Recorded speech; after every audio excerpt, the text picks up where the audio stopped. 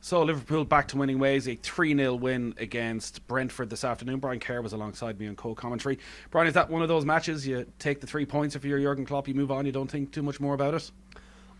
Yes, I would say. I'd say he's got plenty of things that are troubling him at the moment, and the first half performance today would not have helped those doubts that he may have in his mind about some of the backup players that he's had to play since Mane and Salah went away to the African Nations Cup, and also the fact that Keita is away and Thiago was missing from the midfield area. So, I don't think the performance in the first half today, Origi being absent as well, is a problem. I mean, if you think of Liverpool in recent times, it's been that front three have been consistent with Firmino, Salah, Mane. Jota come into the picture last year and added another one to it, so it was 3 from 4 for every big match. And Origi was a backup player who they wouldn't say they could totally rely on, but he had big moments for them, and he's had big moments this year when he's played. But now they're down to a situation where Origi been out, and 2 of those been out away at the tournament, that they've only got 2 from the 5. And I wouldn't say that Firmino's goal scoring or finishing would make Jurgen Klopp feel that the situation is very good at the moment until the other 2 come back. So I'd say overall satisfactory to win the match, but it would not have eased any of the concerns he would have, and I'd say certainly a lot of their supporters would have, of their chances of catching Manchester City. Are our expectations around performance level of Liverpool too high, considering they won that game 3-0? They dominated possession. Alisson didn't have too many saves to make. As you say, they're missing several players. You throw Thiago into the mix, a couple of other fringe players who could add something, and they won that game relatively comfortably. Well, they've set the expectations by the quality of their performances in recent seasons. And when the first thing you think about them is intensity in their play, and creating chances, and speed and quickness up front, and floundering defences struggling to stay with them. We're seeing a little bit less of that. I mean, looking at the Arsenal match during the week, I thought they really struggled when Arsenal were down to 10 men. They rarely looked like they were going to break through. Arsenal played cutely enough, I thought, with the players that they had. It was a 5-3-1 kind of a formation, but Lacazette dropped in to make it a 4, and it was a 5 and a 4. And while they had all the ball, Liverpool, it still ended up where Alisson had to make a big save for them to keep it at 0-0. So you combine that with today's performance. I mean, the second half they made a lot of chances. Once they got the breakthrough goal, and Brentford began to fade, I felt. So are the expectations too high? They've set the expectations, and we kind of feel that they have the resources as well financially to compete with Manchester City and Chelsea and Manchester United. Maybe they don't have. Well, on that then, and maybe even before we get to that greater debate about Salah's contract and Liverpool's ambitions for the next couple of years, right here, right now, with what Jurgen Klopp has available, we've seen over the last couple of years, occasionally he might change away from his regular 4-3-3 formation, but we saw last season with the injury crisis, he did everything in his power not to have to change it, moving players into different positions. Looking at them today, you mentioned during commentary, Oxlade-Chamberlain, maybe a little bit lost out on the right-hand side at times. He's far better when he's coming from deep. Should he be looking, when Mane and Salah aren't there, to actually trying something different instead of trying to fit square pegs and round holes? I would just say, who are we to challenge Jurgen Klopp? He is without doubt one of the great managers in world football. His record speaks for itself. The style of football he plays, everybody kind of enjoys it because there's risk involved in it. Usually the opposition get chances. We saw that in the match they dominated today against a promoted team for the first season up, Brentford. And with that risk taking and courage to play in the style they do. We know that there's always a game with Liverpool. It's rarely uneventful. So, should he change the system at times? I don't have a problem with him being consistent about it. What I do think is that it makes it a bit easier for opposition to prepare to play against them. I know as a manager, when I was managing, I always liked to be able to predict what the opposition were going to do before the match, who was going to play, where they were going to play, and to show the players in advance how it was going to be. It was a bit frustrating when you were playing against someone who were a bit unpredictable. So you could be right in suggesting that maybe they should, but they're still going to have all the possession in the match. The system and the shape, even if you change it, is not going to have that much influence. I think where you can change it is in terms of the positions the players take up when you're dominating the ball. I said it during the commentary today. I'm just surprised that Liverpool don't work harder or spend more time in trying to outnumber the opposition in the wide positions and end up getting crosses back across the goal, rather than depending on the type of brilliant cross that came in today from Robertson on the second goal, when Brentford were starting to get tired and the defensive unit wasn't as solid as it had been in the first half. So we're about to change the shape, possibly, but certainly a change of emphasis and more variation in their attack and play when they've so much of the ball. What you're saying there is too often it's Henderson or Jota getting to the end line, pulling it back to Alexander-Arnold and Robertson, and then the cross goes in, rather than actually Robertson and Alexander-Arnold being the one getting to the end line. That's right. Or Curtis Jones or Henderson getting to the end line. Or if it's the forward players that are playing today and Firmino's playing through the middle, is it Jota and Oxlade-Chamberlain? Are they linking with the full backs to get it to? If you look at Brentford today, they playing a system with a five at the back, and the wing back is the widest player on either side. I would have thought, I always think the way to beat that is to get 2v1 against him. Now, of course, Brentford have a plan to deal with that. The wide midfielder, the outside midfielder of the three comes across, or the outside centre-back comes across. But I think there's a way of doing it. Often Curtis Jones was the one making the 2v1, making the run in behind. But I just thought it was, again, as in the Thursday night against Arsenal, it was very centralised and it was very almost predictable, and the quality wasn't there to break it down consistently enough. But eventually they got the job done and they'll all go home fairly happy. Some of the players individually won't be happy with their own performances, but they may just see it as a blip. They may be recovering from the virus, and it might be just more matches in their legs, and we may see them come back to where they were previously, when it was all guns blazing and Jota was at his best, Firmino was at his best. We're not seeing that at the moment. And generally, the history books show under Jurgen Klopp, Liverpool do finish seasons strongly and seem to get better and better over the final few months, so maybe we will see that.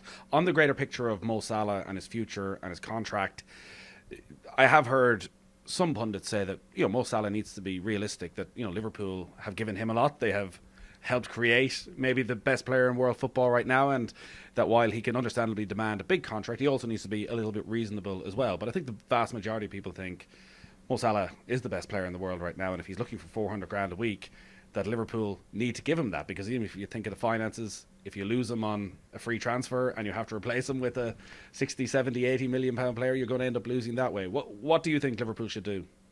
Well, I think it's interesting that now that suddenly they haven't got Mane or Salah, and I think there's been very few matches in the last 4 seasons that either one of them hasn't played in. Suddenly neither of them have played, and both of them are coming up to 30 years of age, their next birthday.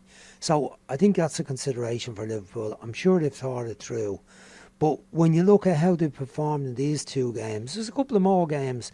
There will be the Arsenal, the Cup match, and the League match with Crystal Palace, that they'll probably be missing both of them as well. So that will give them a picture of where they really are. There was no evidence to suggest today that Liverpool can do without them comfortably, and that they've got lots of players waiting in the background, goal scorers of high quality, attacking players that can dislodge a blanket defence. So where's the relevance of Salah and his contract and all that? Well, I think from Salah's point of view, he's perfectly entitled to look at what's going on with Ronaldo and Messi, let's say, and other highly paid attacking players who are on. We see the player figures in the newspapers, and we're up at 300,000 a week and 400,000 a week and five. I don't know what the actual figures are and whether some of them are tax free or whether they're paid that. But I think he's entitled to rate himself up in that quality now. I think he's entitled to, hold firm until Liverpool maybe not concede to all the demands. They've got to weigh up the overall position of the club. They are not a nation state running a club as the situation is with Manchester City or a PSG, or the money that appears to be available at Chelsea when they need a player. So they have a different set of accounts to look at before they re-sign any player. But I feel that it would be a drastic mistake for Liverpool not to get a deal done with Mo Salah, because as you said, if they lose him for a small fee in the last year of his contract, a smaller fee than what they should get, or if they lose him for nothing at the end of his contract 18 months down the line, it would be a bit of a disaster for them. Getting a replacement will be very, very difficult. But in fairness to Liverpool, the recruitment of attacking players over the years have been very, very good. And we see Coutinho coming back to Aston Villa after 4 years. When he was sold 4 years ago, people wondered at that time, would Liverpool, would they cope with the loss back of 12, 13 years, they've managed to go from Torres to Suarez to Coutinho to Salah, which is a remarkable run of success. Exactly, and those players were all brilliant while they were at Liverpool. They weren't always brilliant when they went away from Liverpool, which is an interesting one as well. So they got high value, but we don't know if they got someone of that standard lined up again that we don't know about, and that they'd be able to get for what might be considered under the market price, or at a very nice price, which they've done in over the years with all those players you mentioned. They got them at a good price. We had thought we'd be commentating on the North London derby today. Late change of plan with that game being called off. There's a lot of controversy around how Arsenal managed to get that game postponed, how many COVID issues there actually are in the squad. They're clearly missing players through the African Cup of Nations, through injury. They wouldn't have had a particularly strong team to maybe go into the game, but they were able to play on Thursday night. And I guess around the fairness and integrity of the Premier League, considering lots of teams have played games with important players been missing. You think back to the Liverpool-Tottenham game we covered, where Liverpool were missing pretty much their entire midfield and Virgil van Dijk. The game went ahead. And even Leeds United today, who go and beat West Ham with a subs bench that had Rodrigo and a load of kids who'd never played in the Premier League because of their COVID issues.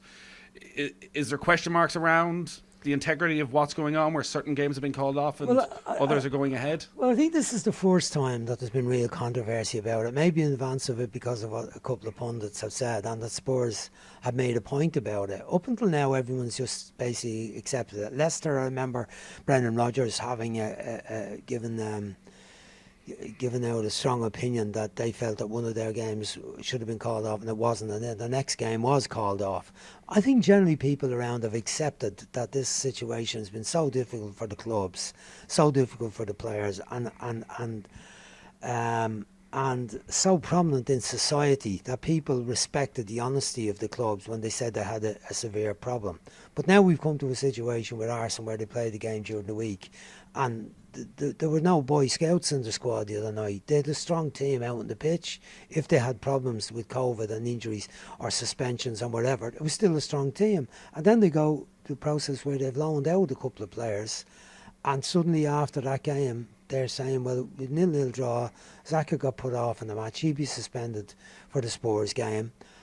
We've loaned out a couple of more players, and we have a serious COVID problem. So people are, I think, very reasonably asking questions as to why this game, and what's the protocol, and what are the criteria, and who gives the information to the Premier League that make the decision. I understood it was the medical people that convinced the Premier League. Maybe that's not the case, because this seems to have been well, the Premier League did say that they did take into account the players who were at the African Cup of Nations, yes, which with Arsenal, again, is a bit of a peculiarity, because obviously you're taking into account Aubameyang being gone, even though he's not even a part of the Arsenal squad. But why should they be taking that into account? Because clubs have had plenty of time to prepare for that. All clubs know in advance of the season that competition is going to be on, and if they've got prominent players with countries who have qualified, that they're most likely to be going to be in it. So they've got plenty of time to plan their squad. So I don't think that's a reason that should be taken into account, because then other clubs, for instance like Liverpool today, or for any other game, could be saying, well, we've got 3 players there, you've only got 1, and other clubs will be saying, well, we've got none, and so on. So I think it becomes a total mess if that's one of the criteria. So are the 3 criteria now COVID, injuries and the African Nations Cup. I understood that the criteria were COVID only. Now, if you roll in a couple of injuries into that, you can understand that could be a consideration. But it seems to have gone too far the other way. And what I don't get is how clubs... I mean, I thought the rule was if you had 13 players and the goalkeeper, outfield players. Well, what happens with all the underage players that clubs have? That, you know, clubs store up at times, it seems they store up quality young players that they loan out to other clubs. They take them back in, depending on the number of games they're playing, the number of competitions they're involved in, or otherwise. Surely those players are good enough. If you've gone past youth football, and we've seen even today Liverpool bring on a 17-year-old, Manchester United play a 19-year-old last night. Clubs play 17, 18, 19-year-olds when they think they're good enough, or they put them on the bench in a match, and when they think the match is won, they'll put them on in the game. Surely there's lots of players around in Arsenal's under-23 group that are good enough to be part of the squad in the Premier League match. I just don't get it. There was a Liverpool manager's name being sung around Anfield today, but it wasn't Jurgen Klopp. Rafa Benitez's name was being sung around Anfield as the news filtered through that he'd been fired as Everton manager. This had always seemed like a strange appointment for the outset, considering his record at Liverpool and maybe even the style of football, considering the way Everton see themselves. The writing was on the wall after Adamida and Norwich yesterday. What's your take on it all? Well, I agree that I thought his appointment was a strange one, given his attachment to Liverpool. I mean, I don't think it's that long since he seemed to be on a tour doing a one-on-one show, even in Dublin, about his time at Liverpool. And I kind of thought that there's always an element to him that I'd like to go back to Liverpool when the chance comes. So I think it was a hard one for Everton supporters to take. Someone who was always he was considered so successful at Liverpool, but also always aligned himself with Liverpool and the club, and he had family living there after he was finished and after he left. It was going to be a hard one for them to accept unless they were very successful. They finished up 10th last season. There was probably a bit of hope this year it was going to be better. The truth of it is that there's been so much money flittered away by Everton, by various managers, and I think the board and the directors of football and whoever has been involved in decision making on some of the players they've signed over the years that have helped to flitter away the money, that he was in a position this year that he's very little money to spend. He's taken Gray and Townsend and they're more or less signed for nothing, and there just didn't seem to be any more money in the pot for him to buy. You look at this week, or the last week or two, he gets Digne off the books. They take in a reasonable fee for him. He signs a lad from Dynamo Kiev, Mikolenko, who it's a big move for him. They put him straight into the team. He struggled in the match yesterday. He's no background in English football, 22-year-old Ukrainian international playing for Dynamo Kiev. Sort of player you think would want to be kind of put in gently into the team. They're expecting him to perform yesterday, and he didn't perform in the match. And I just look at. I think they've been losing too many games. The performances, the fact that Calvert-Lewin has been out injured has affected them. The various centre halves been out, have affected them. The depth of the squad has affected them. But just overall, it didn't seem to be working. I wouldn't blame Rafa too much, but I think the combination of the results and his history has just become too much. And when the crowd start bringing in banners in the match and waiting on the team, waiting on the scoreline to turn against them, almost as if they're hoping that the team get beaten. These are the most fanatical supporters. Everton supporters are some of the most loyal supporters. You and me know that from our trips away on Sundays and seeing the supporters when the team wasn't doing particularly well, 10th and 12th I think in the last 2 seasons, 8th the season before that, looked like something might be happening. But you know, invariably they support the team, thick and thin. But when you see them starting to bring banners to the match, that's spelling the end is nigh, unless the results are very, very good. Well, Benitez was obviously the lightning rod for criticism, but Everton, when you look at how the club is run, does look to be a complete basket case for several years. When you look at 6 managers in 6 seasons, you touch on some of the money that's been spent on the likes of Davy Klaassen and Alex James Rodriguez for 40 million. Well, Rondon was nothing this year. They've spent Bernard, huge amounts of money. And even what's gone on over the last few weeks with Rafa Benitez, where they've got rid of the director of football, they've got rid of the director of medical. Luca Dean is arguably their best player. One of their best playing players. For Aston One Villa, of their better players. Playing for Aston Villa yesterday because he fell out with the manager, who they've now sacked. Yeah. It's bizarre and very disheartening if you're an Everton supporter. Yeah, it is bizarre when you put it like that, the number of managers. And Ancelotti was one who you thought he might be able to change it, but he was involved in signing a lot of lads that didn't do it. Alan and James Rodriguez came in his time, and various Towson was another one. I think he might have been in Coleman's time, the Turkish lad, and he's rarely kicked the ball for them. But there's been lots of them, and it does seem like it's not in great shape. But you know, the manager is the key figure. The manager's budget is also a key figure. Although you look at Jurgen Klopp, you wouldn't say he had the biggest budget when he came in at Liverpool compared to the teams he's competing with at the top. So obviously the judgment with regard to the recruitment and the style of play was very, very important. They just don't seem to have had that in Everton, irrespective of who the managers have been. They've made a lot of errors in recruitment.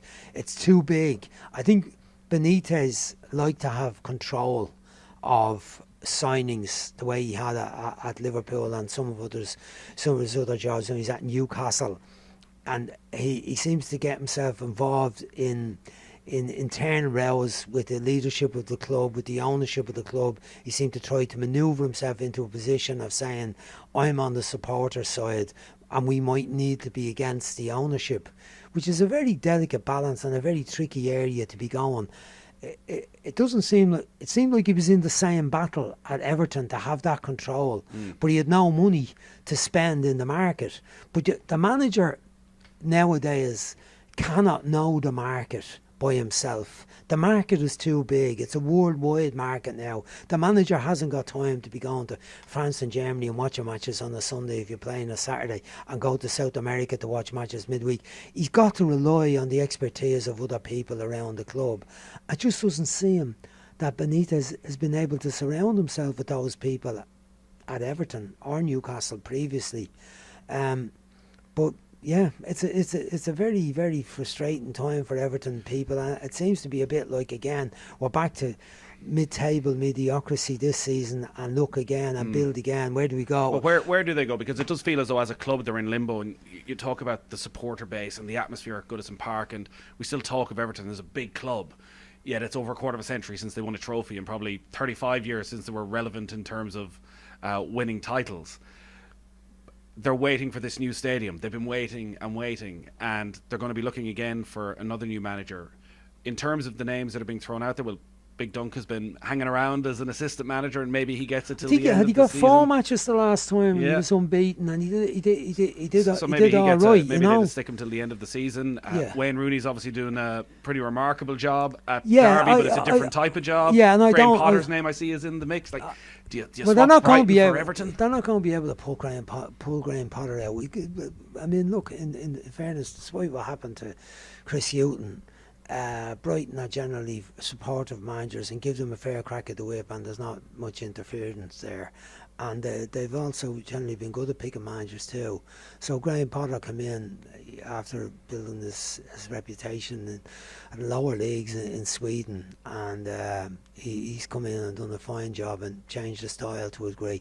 But he's had a club that's stable and ambitious and does seem to have a clear enough policy of spending reasonable amounts of money each season in building the team and in building the right type of players.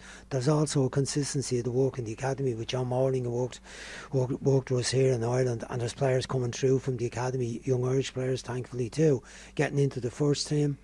Why would you leave that to go to it would be unfair to say that Everton's unstable, but it's certainly in a situation where you wouldn't say it's the best well-run club in English football. So I don't see that one. The Wayne Rooney one, there's a bit of a one. Well, he was one of our own until he went to Manchester United for years.